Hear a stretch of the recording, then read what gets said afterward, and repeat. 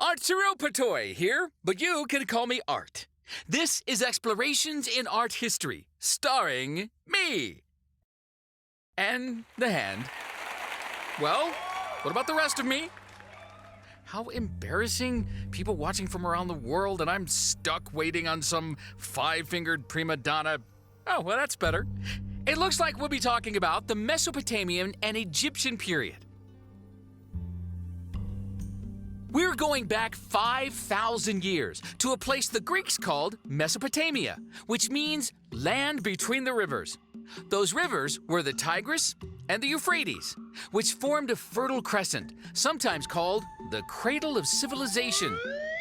Oh, very funny. Mesopotamia actually refers to an area rather than a country. At different times, it was ruled by the Sumerians, the Akkadians, the Babylonians, the Assyrians, and the Persians.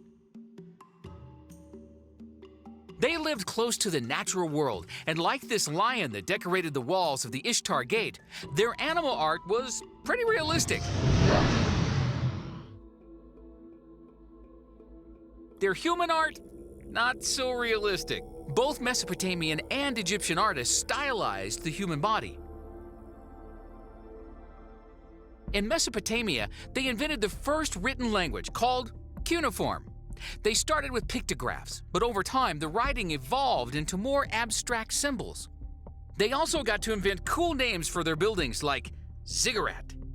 In Ur, they built a massive ziggurat to pay homage to the gods. Ziggurat. I love the sound of that. The ziggurat was the center of the city. Moving on. Mesopotamia may have started the civilization craze, but Egypt took it to a new standard.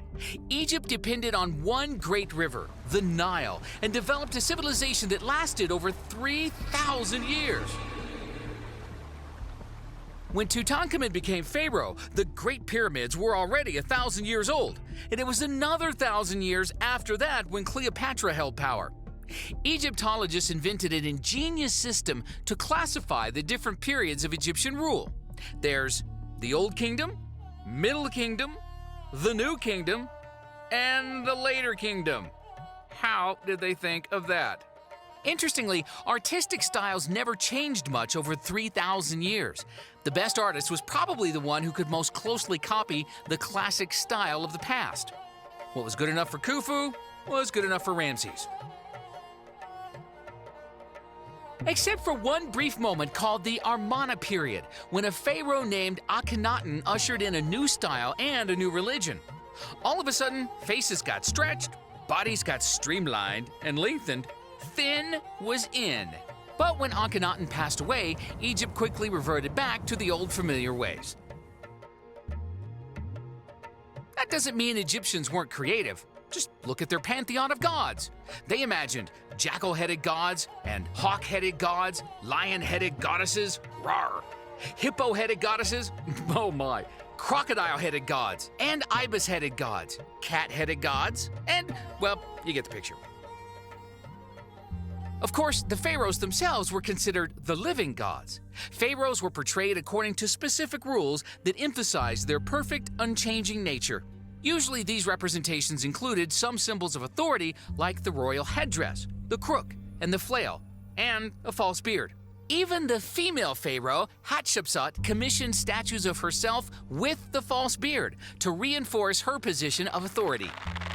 Oh, attractive. Egyptians obsessed over death and the afterlife. Paintings on the walls of tombs often showed the Ba, or soul, on its journey through the afterlife. When an Egyptian artist painted a figure, every body part was shown from its most recognizable angle. The face was shown in profile, except for the eye, which was shown head-on. The body was shown head-on, and the legs and feet were twisted back into profile. Don't try this at home. Alexander the Great admired the Egyptian kingdom so much that he decided to conquer it in 332 BC. While in Egypt, he founded the city of Alexandria on the northern coast of Egypt and installed his general Ptolemy as pharaoh. Greek elements were introduced into the arts. The Ptolemaic dynasty lasted 275 years and included several Ptolemies and Cleopatras. The most famous of these was Cleopatra VII, whose son, Ptolemy XV, was the last pharaoh of Egypt. In 30 BC, Rome conquered Egypt.